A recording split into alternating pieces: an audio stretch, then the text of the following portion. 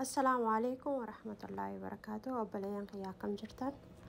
Aras viidiyoo biroo nyaata ijoollee qabadhee dhiyaadhe. Akkuma asirratti argitan nyaata ijoollee sammuu guddisuu fi qaama akkasuma qaama isaanii jabeessu. Killee fi kaaroot dinnicha kanan fayyadamee har'aaf. Killee abbaa takkaa ni bilcheessinaa. Dinnichas cinaa isaatii kaarota abbaa takkaa kanan fayyadamee na waliin ilaalaa viidiyoo hanqamaayyee chaanaala kiyya subscribe fi like fi share naa godhaa.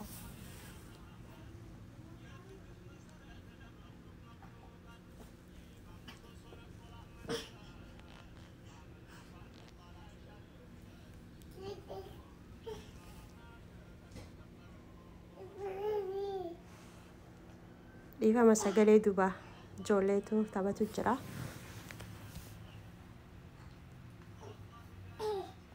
Kaarootii fi dinnichaan hedduu bareedaa. Killeenis akka malee bareedduudha. Guddina sammuutiif, daa'imaaf, jabeenya qaamaatiifis jechuudha.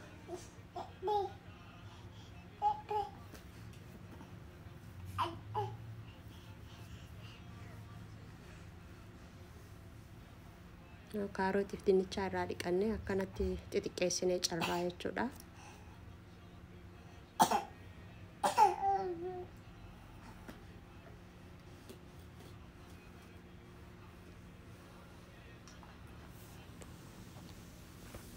Dinnichas akkasumatti xixiqqeessinee calraa sanbooda irraa deebinee lammada irraa dhiibnaa.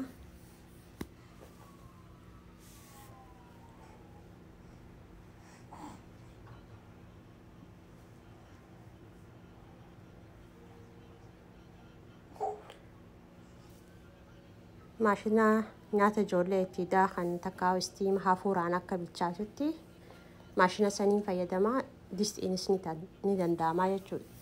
Nyaata ijoollee bilcheessuurra bishaan keessa kaa'anii hafuuraan yoo bilchaate irra caalaa distis ta'a hafuuraan bilcheessitu. Sanis fayyadamuu ni dandeenya jechuudha.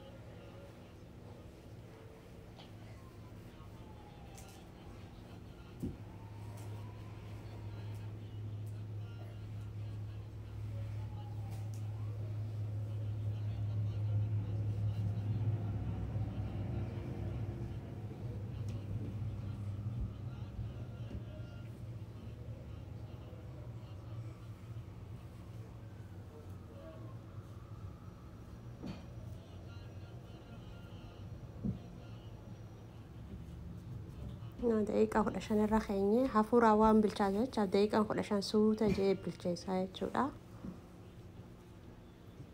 Nuuf bilchaate hafuura isaatiin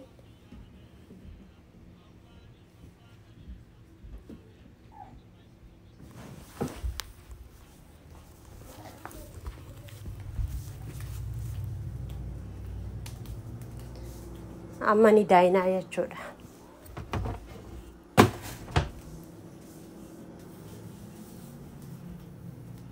Bishaanuma isaa hafuuraan beesan fayyadamnee sanumaan daayinaa.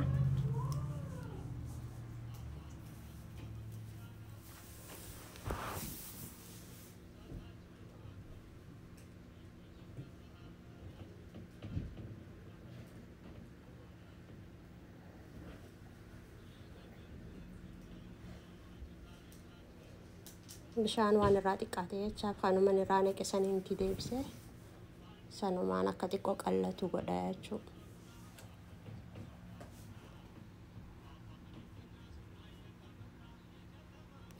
Killeen teenya nu bilchaatte killee daa'imaa hanga amatti akka guutuu adiin sun ittiin kannamuu jaanii killee takeessaa tanaa takeessaa yeloo tanaa yoo daa'imni keessa yeroo duraatiif killee ka fayyadamu taate cinaan yaalii godha.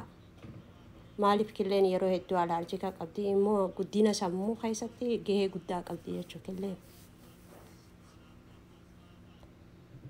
Nyaanni daa'imaa dinnichaa fi kaarootii fi killeen reedii ta'e jechuudha.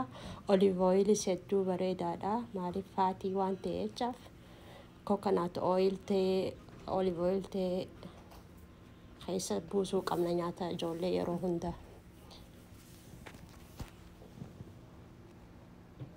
Galatoomaa, share, like, subscribe naa godhaa.